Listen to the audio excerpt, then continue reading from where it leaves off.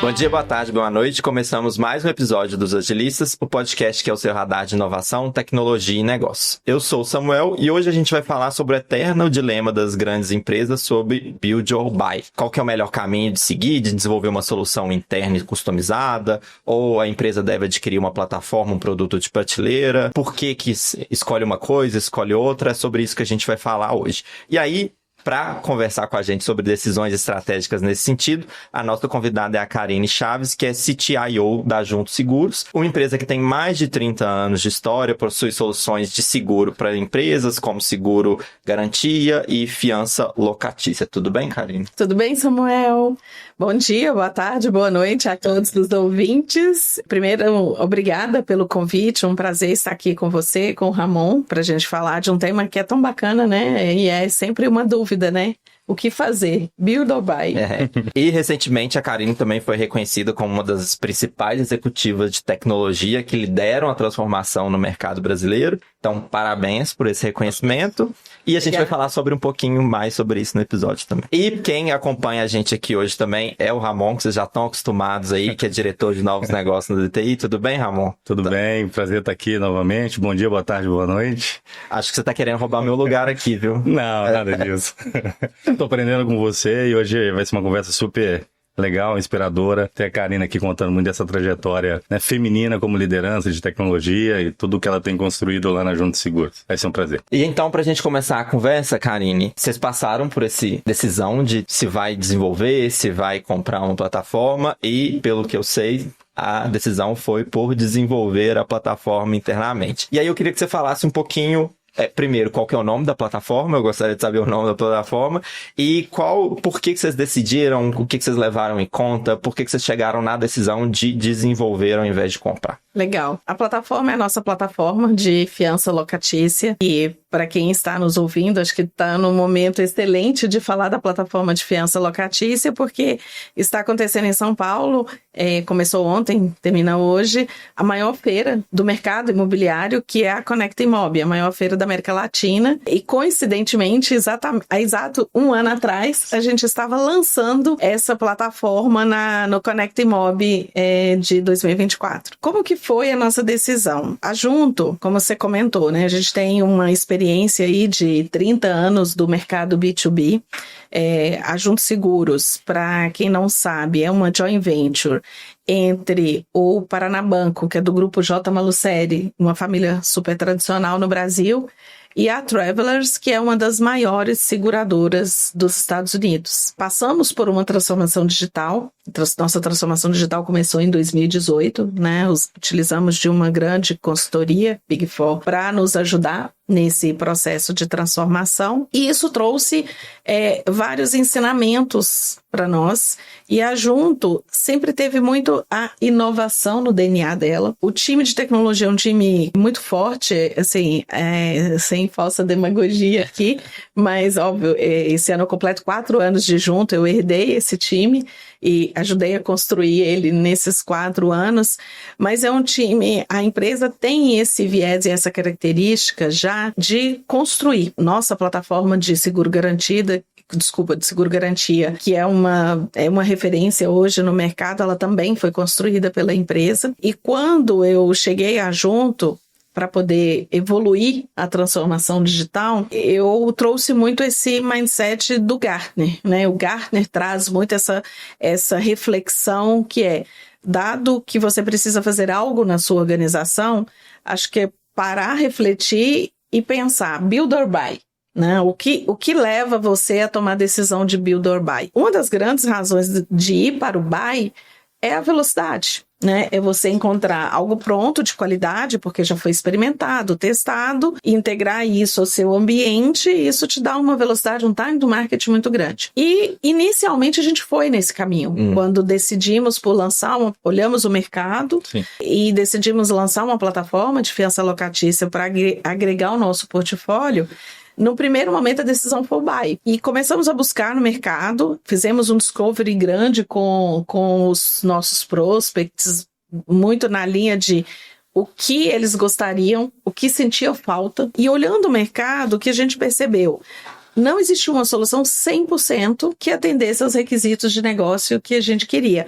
Mas ainda assim, a gente tentou uma primeira solução e falou, ok, não tem 100%, mas vamos comprar para acelerar uma parte do processo e a gente desenvolve o segundo caminho, vamos dizer assim. Só que quando no processo já de contratação, a gente já estava para fechar o contrato com o parceiro, a gente se deparou com as integrações. Por quê? Porque a gente já tem um ambiente, a gente já tem os nossos sistemas e a gente precisaria integrar essa plataforma comprada ao nosso ambiente. E quando a gente começou a trabalhar nesse processo de entender essas integrações, nós percebemos que o tempo que a gente ia gastar para personalizar, customizar e integrar ao que já existe, eu construiria algo novo. Não compensa, né? Entendeu? Sim. Então não compensaria, porque eu acho que tudo parte disso. Ou seja, o comprar acelera desde que a integração seja algo fluido, rápido, simples. Quando você precisa customizar ou mexer muito nas suas integrações, o comprar eu acho que ele perde um pouco a relevância em termos da estratégia mesmo da organização. E tínhamos um time to market que a gente queria entrar logo, né, no mercado, e como eu comentei da Connect Mob, então a gente já tinha uma data que, nossa, essa é a data chave para a gente lançar essa plataforma. Então, por isso a gente entendeu que o melhor caminho era realmente construir. E aí sim a gente ia colocar todas as funcionalidades que a gente entendia que o mercado precisava e não tinha uma plataforma assim no mercado. E eu acho que é interessante que essa análise, quando você vai fazer uma análise pelo build ou pelo buy, ela é uma análise de funcionalidade para o negócio, mas ela é uma análise técnica também de você garantir que vai se integrar ao seu ecossistema digital da melhor forma possível. Exatamente. Porque quando a gente compra um produto, que é um pouco o que você comentou, a grande beleza de usar algo que já está pronto é você usar ele da forma nativa, né? Assim, se você vai ficar customizando demais, não faz sentido, né? Até por uma questão de manutenção do produto evolução, que você está comprando. Exato. Então, eu acho que esse é um ponto bem importante para a discussão estratégica, né? E para a tomada de decisão. Sim. Então, e isso foi uma lição pra gente, porque a gente continua olhando o Build or Buy para tomar as decisões de outros produtos que queremos lançar e outras funcionalidades também, mas o time to market a gente não pode olhar só o produto pronto. E aí que a gente entendeu a importância dessas integrações. E é como você comentou, você precisa pensar não só no agora, mas como você evolui isso, porque o produto, né, o mercado é dinâmico, o negócio é dinâmico, você precisa ter uma constante manutenção, né, desse código. Sim. Então, pra gente isso foi um fator decisivo. Pesado, né? Uhum. E o que eu achei super interessante, né, desse aprendizado que você está compartilhando com a gente, é que, de certa forma, vocês conseguiram entender, né, uma complexidade, um risco que, de certa forma, vocês estariam inseridos e mudaram a estratégia para uma abordagem, né, de desenvolver esse produto. O quanto essa mudança, né, para vocês significou numa perspectiva de como eu vou ter que desenvolver uma plataforma interna, como que eu também mantenho esse processo de aprendizado para que eu consiga, né, em pequenos ciclos, identificar novas oportunidades de evolução ou até de mitigação de risco. É muito no sentido de como é que vocês partiram para a ação, como foi a metodologia, se foi numa perspectiva mais ágil, ou se, diante de uma data muito forte, se era como se fosse uma estratégia Big Bang. Se tinha que ser tudo dentro daquela entrega, então toda a aposta, toda a visão era para chegar nesse objetivo, ou se de alguma forma vocês foram construindo esse caminho de forma mais ágil também para poder gerar esses aprendizados. Sim, não, super interessante, importante essa pergunta, Ramon. O que acontece? Quando, assim, eu falo que foi um ato de coragem do time. Primeiro para chegar para mim, né? Porque você imagina, a gente estava com tudo pronto, inclusive a parte de negociação financeira já tinha concluído e a gente já estava olhando as cláusulas de contrato. Canetada. Estava olhando as cláusulas de contrato. Então, eu até parabenizei o time por essa iniciativa deles, porque de coragem, né, de levantar a mão e falar, olha, erramos, não dá para ir nesse caminho.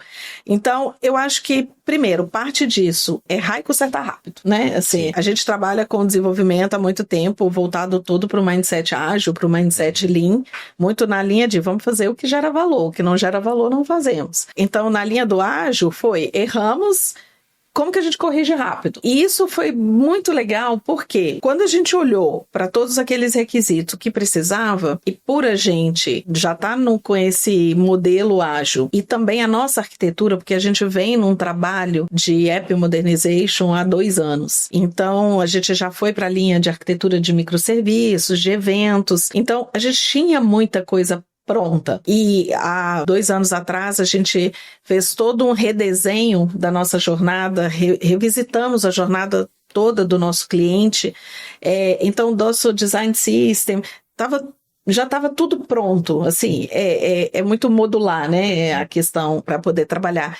Então, eu te confesso que tudo que a gente viveu antes, toda essa preparação da fundação de arquitetura, de design, ajudou muito na tomada de decisão para a gente poder fazer rápido. É tanto que, se você for olhar do começo do desenvolvimento do código até o deploy, a gente desenvolveu a plataforma em 3, 4 meses. E desenvolver uma plataforma do zero em 3, 4 meses é muita coisa. Mas por que isso? Ah, nossa, que milagre. Não é um milagre. É porque as coisas começam antes. Sim. Começam com você ter uma arquitetura que te permite isso, uma governança e processos muito claros para poder fazer de forma rápida. O próprio processo de desenvolvimento, de discovery, o design system que já estava pronto. Então, tudo isso nos ajudou bastante a ter essa velocidade na entrega. Então, primeiro, né, eu falo, não existe bala de prata e nada é mágico. Sim. É construção.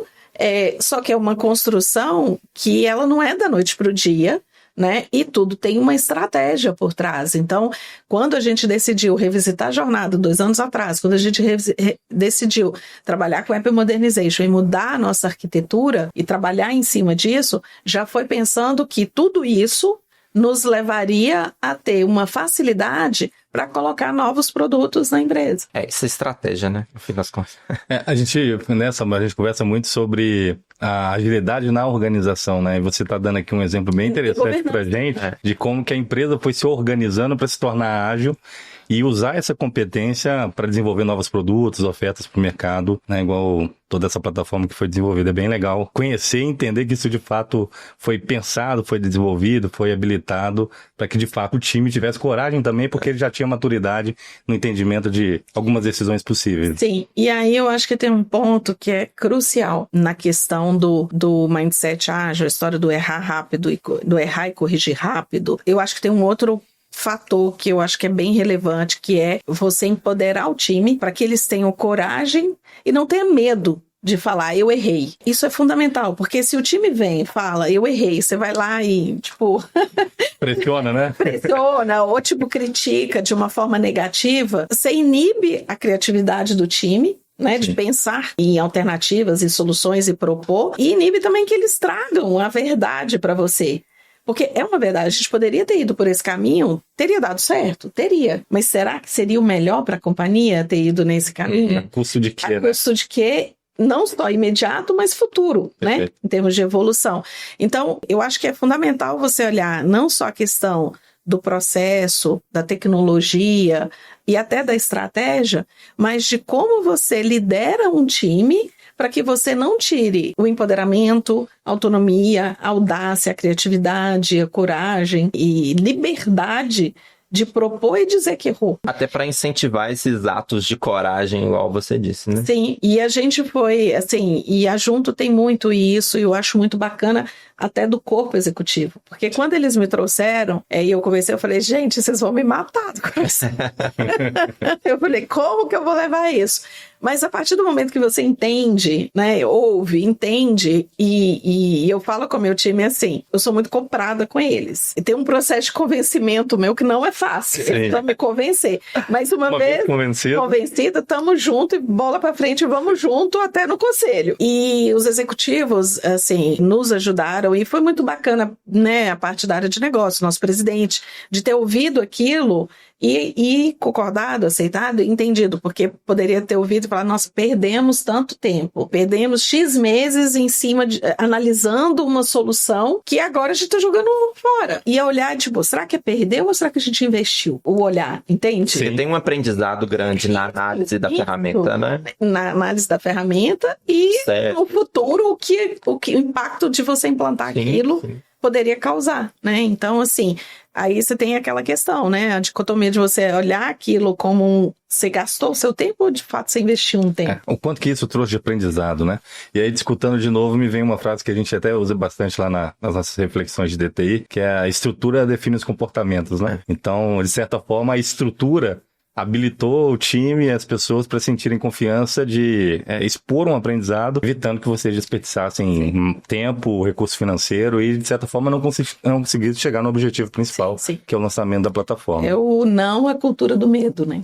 Mas aí, entrando um pouco mais nessa estratégia do desenvolvimento de vocês, igual você disse, foi um desenvolvimento rápido, né? Porque foi de 3, 4 meses. E pensando em desenvolvimento ágil, né? A gente já está acostumado com isso aqui. Mas aí, então, vocês utilizaram uma estratégia de criar um MVP, de pensar um MVP da plataforma, e aí a partir disso pensar em evoluções.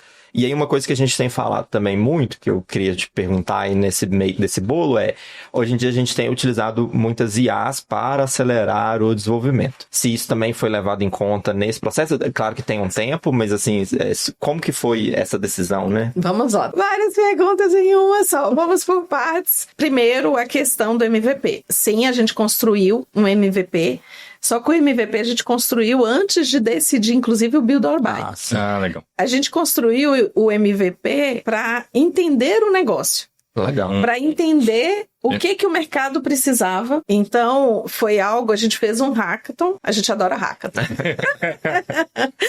A gente adora hackathon. 2, 3 dias, óbvio que não é para resolver o mundo, mas assim, para o que a gente precisava foi colocar o mínimo no ar, por isso o nome MVP, meio pleonasmo aqui, mas a gente fez isso ano passado e fomos, né, nesse processo de discovery, conversar para entender um pouquinho ali o que o nosso cliente precisava, construir o MVP, deixamos ele rodando um tempo, e do próprio MVP a gente foi coletando os requisitos de fato que uma plataforma mais robusta precisaria ter. Então, enquanto o MVP foi rodando, a gente foi em paralelo fazendo todo esse trabalho de entendimento de funcionalidade, de olhar o mercado. Então, foi um pouco em paralelo esse ponto. Voltando ao outro tema que você comentou, da inteligência artificial, a Junto, apesar do modismo, né, que surgiu do advento aí bombástico do ChatGPT, a gente usa a inteligência artificial há bastante tempo. Desde 2019, a Junto já usa modelos. Usamos a IA tradicional, começamos a generativa o ano passado, e a gente usava até então no nosso negócio mesmo. Então, os nossos sistemas já têm modelos, né? Então, toda a parte de análise de crédito,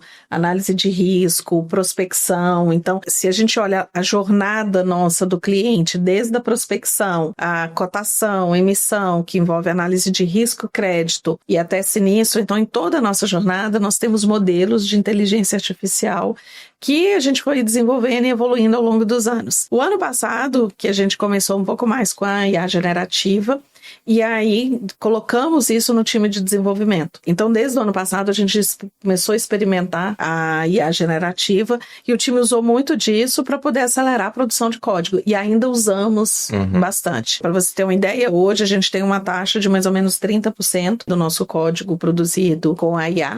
Temos uma expectativa aí de chegar a 50% até o final desse ano, se Deus quiser a gente quer chegar. Mas também é um processo e é uma jornada de aprendizado, porque no começo a gente começou utilizando muito um tipo de ferramenta para poder fazer a produção do código, e no meio do ano agora, no começo de julho, o time chegou para mim, né, eu brinquei que a gente adora hackathon, e falou, a gente precisa de uns 2 dias aí, o time sem codar. Aí eu falei, tá, e vocês querem... Quando eles vêm assim, eu já sei, vocês querem brincar de quê agora? Vamos lá, vamos entender o que vocês querem. E aí a gente, né, discutindo, o que a gente percebeu? Que são muitas, né, IAs, muitos algoritmos, muitas ferramentas, e não dá para usar uma para tudo. Então, a gente percebeu que pra gente acelerar esse nosso processo de produção de código, a gente precisaria usar diversos tipos de IA.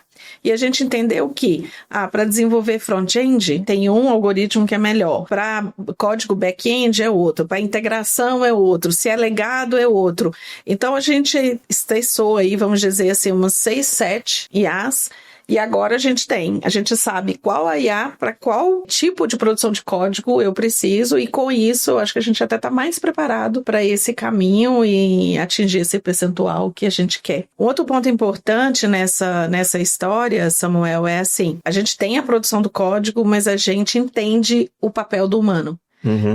De fato, a gente tem dentro do nosso conceito de uso de IA, onde a IA, de fato, para a gente, ela é um copiloto. O piloto continua sendo o nosso time. O piloto continua sendo o nosso cliente. Ou seja, o piloto continua sendo alguém guiando a IA e não a IA nos guiando. Exatamente. Até porque, assim, a gente tem aprendido muito sobre isso na DTI também, e justamente esse ponto que para cada caso você usa uma ferramenta específica, e acho que o legal que você trouxe também é que, assim, e a gente tem percebido muito isso com as IAs generativas, é que se a gente não sabe criar os prompts ou operar bem a IA, ela vai me gerar um monte de lixo, né? E aí você vai criando softwares que vão ter cheio de lixo ali. Ou você perde muito tempo, né? Sim, Eu tenho uma curiosidade, Karine, que a gente está falando aqui da IA no processo, né? No processo de desenvolvimento. Mas de alguma forma surgiu dentro desses hackathons alguma ideia que veio, né, através da IA, do uso da IA, que pudesse alavancar algum dos produtos do negócio de vocês? Como que a IA também, de certa forma, está sendo olhada nessa perspectiva e sendo testada também? Como eu comentei, né? A gente já usa desde 2019. Então, usar na produção de código é que é recente, que a gente começou ano passado. Mas usar na nossa jornada, no produto que a gente tem o garantia e o fiança locatícia. O fiança locatícia, por exemplo, todo o processo de análise de crédito e risco é 100% com o modelo de IA, que faz essa análise para aprovação do seguro. E no garantia, a gente tem um modelo que prospecta. Então, por exemplo, eu tenho um modelo que ele varre as varas judiciais do Brasil procurando contratos que podem ser substituídos por um seguro-garantia, por exemplo. E aí já traz esse prospect. A gente tem um produto que chama Fidelize, que ele é um produto bem interessante porque ele inverte a cadeia. Então, normalmente, ou seja, o corretor procura a gente para contratar um seguro. O que o Fidelize faz? E ele tem modelos de IA, né, por trás dele. Ele varre todas as varas judiciais do Brasil, procurando possíveis processos onde naquele processo eu posso usar o seguro-garantia. E daí ele gera esses deals pra gente e a gente entrega na mão do corretor falando, olha, aqui tá uma lista de possíveis processos onde você pode vender seguro-garantia. Então, a gente inverteu a cadeia de prospecção com o Fidelize e a gente usa IA. Na parte de análise de crédito e de risco, são outros modelos também, onde a gente, com os documentos, né, e aí tem balanço, na parte de olhar o crédito, olha a vida financeira ali da empresa que está querendo contratar o nosso seguro e faz a leitura desses documentos para ajudar na análise, né? Então, isso é uma IA. E agora a gente colocou uma generativa na ponta, ou seja, onde o corretor, quando ele tem todos os documentos para contratar um seguro-garantia, por exemplo, ou na fiança locatícia, porque a gente também vai colocar no fiança, ao invés dele ter que imputar na mão, e é uma série de documentos, assim, é um contrato grande, não é nada user-friendly a leitura disso, ao invés dele fazer isso na mão, ele só faz o upload dos documentos que ele tem, a nossa IA pega isso, extrai e já prepara toda a proposta de cotação para ele só... Aí, como eu falei, que a gente sempre tem humano. O botão final, quem aperta é ele. Ele tem que olhar, entender se era aquilo mesmo, se a gente não teve nenhum erro ali e dar o ok para poder seguir no processo de cotação. E isso a gente vê uma grande vantagem, não só para agilizar o trabalho do corretor, mas também a gente quer atingir um mercado onde tem corretores que estão acostumados a vender outros seguros que venham vender o garantia, porque o garantia é um seguro que ele é complexo. As regras de negócio são complexas, entender onde ele pode ser aplicado não é muito simples. E a gente quer atrair esse corretor também que não conhece. Então, com essa nova IA, ele não precisa conhecer, ele só tem que fazer o upload dos documentos que a IA vai fazer o trabalho principal para ele. Então, dando exemplo, né? Estou te dando alguns exemplos de onde no nosso negócio a gente tá usando. E tem mais uma outra aí que a gente está especulando, mas essa eu vou deixar para frente, porque eu tenho certeza que perguntar de novas coisas. Mas aí, hoje, só um ponto para entender, assim, hoje o cliente da Junto é mais a imobiliária e o corretor. Claro que eles vendem para a pessoa que está lá alugando, mas quem promove o seu produto, no fim das contas, é a imobiliária e o corretor. A fiança locatícia, sim. Os clientes nossos de fiança locatícia é o corretor e são as imobiliárias ou os proprietários de imóveis, né? No garantia, a gente tem o corretor, que é quem contrata o seguro garantia, só que o garantia, ele é diferente do outro seguro. Vamos pegar um seguro, por exemplo, de auto. Ramon, você vai contratar o seguro de auto, você contrata um seguro, ou seja, você usa uma corretora, né? Sim. Para contratar o seguro, mas o beneficiário é você. No garantia, não. Você contrata um seguro, só que o beneficiário é uma outra parte. Então, vou dar um exemplo simples aqui, que é mais fácil de entender. Pega uma obra, por exemplo. Imagina um exemplo hipotético, a CCR construindo, sei lá, a Anhanguera, exemplo. Na construção ali, naquele processo de construção, você tem um processo, por exemplo, de licitação, de quem ganha aquela obra, e depois que ganhou a licitação, você tem a execução. Então, a empresa está contratando o seguro garantia que vai garantir a execução daquela obra até o final. Mas o beneficiário não é quem está contratando, é o governo, o Estado, entende? Então, o nosso cliente no garantia é tanto a corretora quanto esse outro personagem que a gente chama de tomador. É o persona que a gente chama de tomador no seguro garantia. Interessante. É diferente. É bem diferente. O público é mais tende a ser mais B2B, mas para grandes execuções, né? Grandes projetos. Exatamente. A gente chama de grandes riscos. De alguma forma, esse público que você tem de ser B2B foi um fator decisório por uma decisão de build? Para a decisão de build, não. Para a decisão de lançar uma plataforma de fiança locatícia focada no B2B, sim. Por quê? Como eu falei, a Junto Seguros, ela é uma joint venture. E ela veio da antiga J. Malucelli, que é uma empresa que esfolhar a empresa no mercado 30 anos de seguro garantia. Então, a gente tem um conhecimento técnico muito grande no mercado B2B. Então, a estratégia da Junto é olhar isso e entender como que eu uso esse conhecimento em outros produtos além do garantia. Então, nessa linha que a gente entendeu que o fiança locatícia era um bom produto, porque ele é muito popular, vamos dizer assim, no B2C, mas no B2B não. E é um mercado a gente estima aí um mercado de 2 bi aqui no Brasil. Então, é um mercado interessante e pouco, digamos assim, pouco explorado se eu comparo com o B2C desse mesmo mercado, entendeu? Entendi. E aí, dentro disso, uma pergunta que eu queria te fazer, quando a gente está falando do que é levado em conta, né, para o build ou por buy, quando a gente fala de um processo que é meio core da empresa, que no caso é um pouco do que você trouxe aí que é agora, isso é importante para a decisão? No sentido, tipo assim, eu tenho o conhecimento, eu vou desenvolver aqui a plataforma do jeito que eu quero, então o build é melhor nesse caso. Sim, nessa linha, qual que é a estratégia nossa hoje em tecnologia? O que é commodity, a gente entende que a gente tem que comprar. Não faz sentido eu investir o tempo e a capacidade intelectual do meu time em algo que tem milhares no mercado e muito melhor do que a que eu vou fazer. Seria reinventar a roda, né? E tem uma outra questão que é, como eu comentei, o nosso mercado e as regras de negócio são muito complexas. Então, a gente também tende a proteger um pouco esse nosso negócio. O que é core, de fato, a gente sempre desenvolve internamente. Primeiro, porque eu não quero as regras de negócio, né? É uma propriedade intelectual. Partilhada, exatamente, é uma propriedade intelectual. Segundo, é um conhecimento de anos que foi adquirido que eu não posso simplesmente entregar na mão de outra pessoa. Exatamente. Ou de um outro parceiro. Você tinha até referenciado o Gartner, né, numa outra fala. É como se eu entendi bem o que você está dizendo, tudo aquilo que é diferenciação e inovação do negócio de vocês. A gente faz. Preferencialmente make, né, feito interno.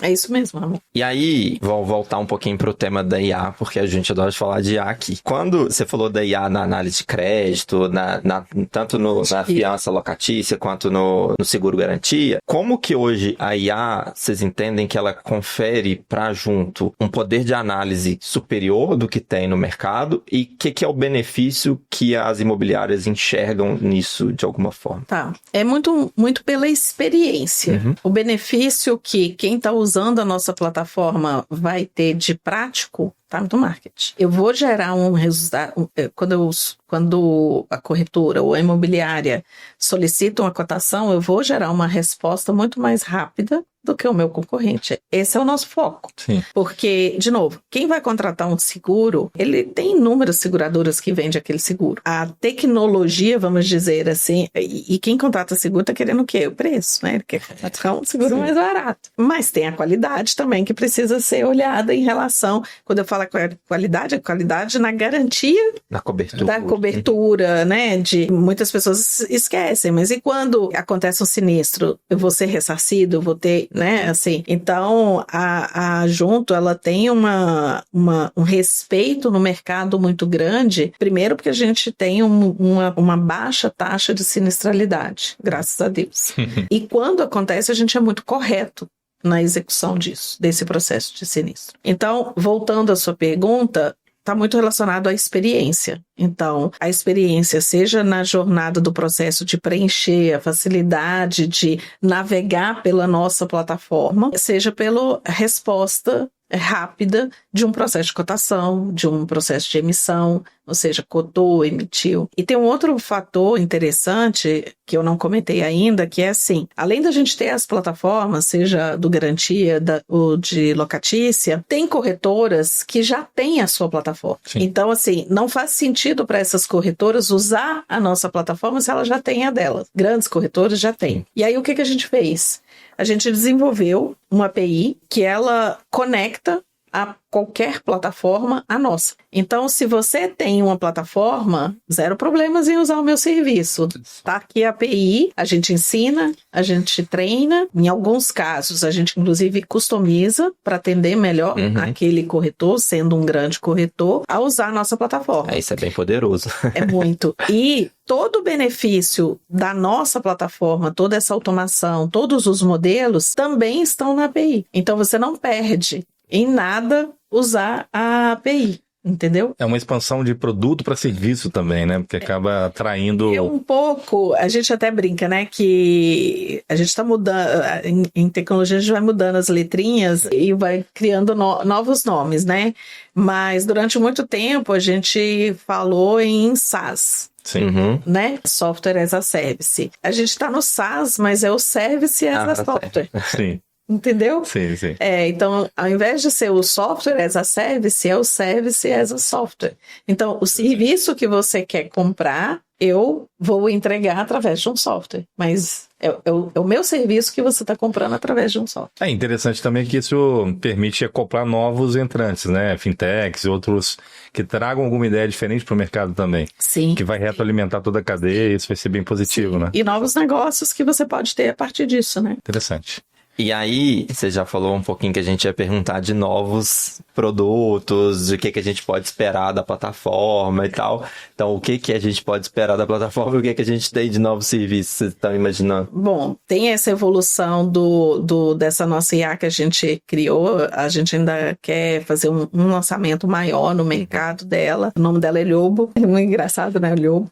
Mas o time veio do Lhama, um dia eles brincando, falaram, tem o Lhama, vamos construir o Lhobo. E ficou, assim, foi uma brincadeira e ficou, assim. E a empresa inteira, tipo... Adotou, né? Adotou. Depois foi até interessante que a gente começou a discutir com o marketing, nossa, qual que vai ser o nome? Aí todo mundo pensando, tipo, como assim? Não surgiu outro, já né? tem? Já tá tão...